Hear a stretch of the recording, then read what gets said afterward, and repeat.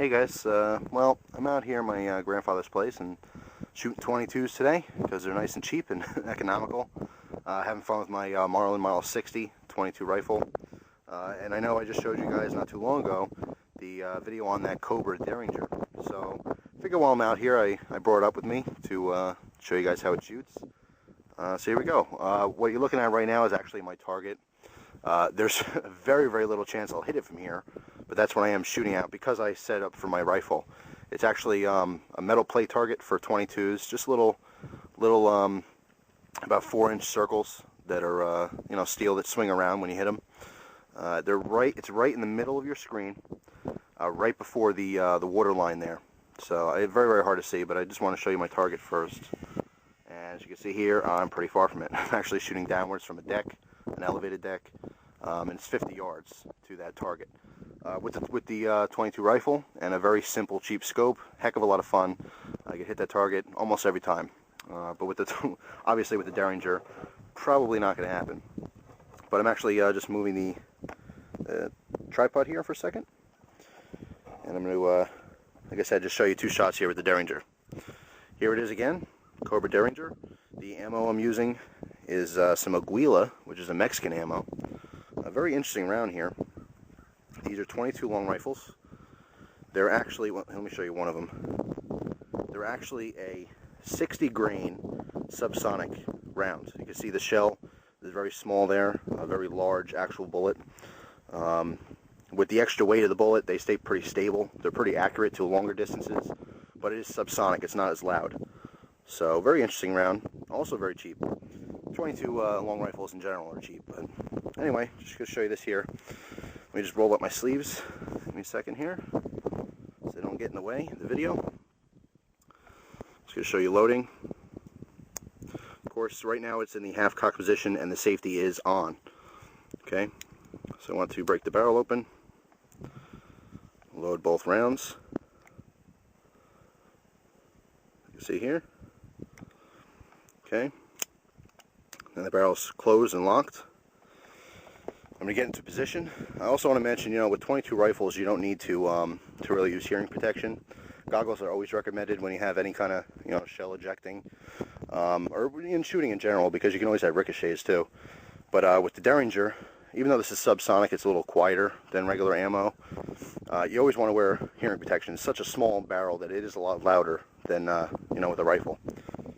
Anyway, I'm going to take the safety off. Okay, cock this back, so I'm ready to shoot. I'm going to take two shots here for you.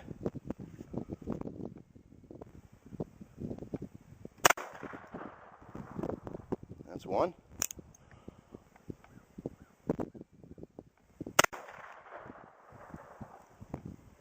And that's two.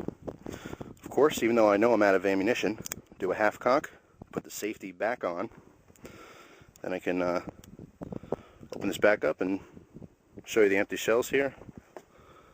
Again, very small shells. Use that little piece here to kind of push those out because it will actually expand, as I showed you in my other video. I'll kind of do this off camera here, sorry. Alright guys, I actually had to cut film there for a second. I realized here's a new round, but what happened was while I was talking there, I was trying to get the rounds out, and the empty shells were actually very difficult to get out. They expanded quite a bit. So I actually have two more rounds here, as you can see, and I'm going to do this again. I'm going to shoot again to see if that's a consistent problem with this specific ammo. I've used, so far, I've Winchester, and I've used Federals. No problems, obviously, there's nothing to jam here. They all work fine. However, the other brands, the shells did not expand nearly as much, so they kind of fell out real easily.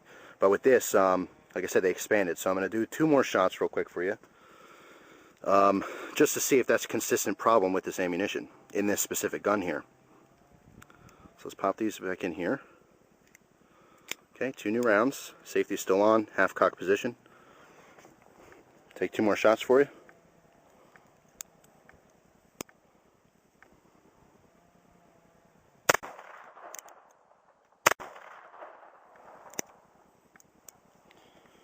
Okay, pop this open. Yeah, see, I'm having the same problem. It is this ammunition. It's very difficult. I can't even push this to get these shells out.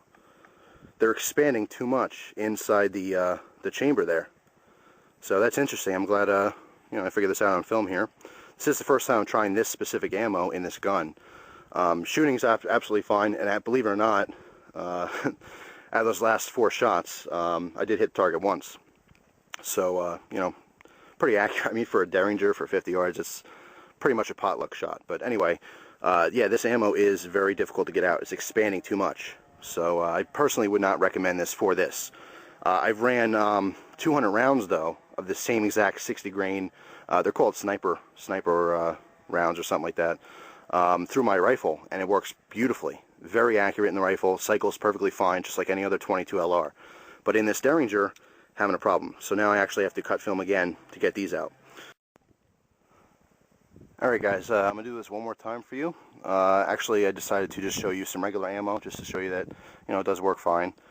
Here's some Remington. These are yellow jackets. These are actually 22 LR hollow points. Full-size round, not subsonic, will be substantially louder, higher velocity as well. So anyway, just want to show you that real quick here.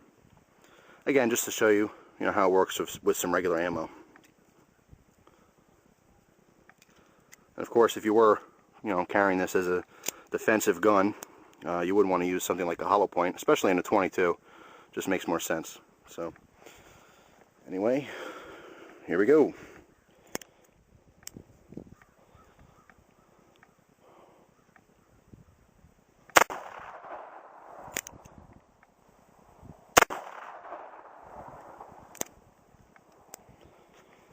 And you can really hear the difference.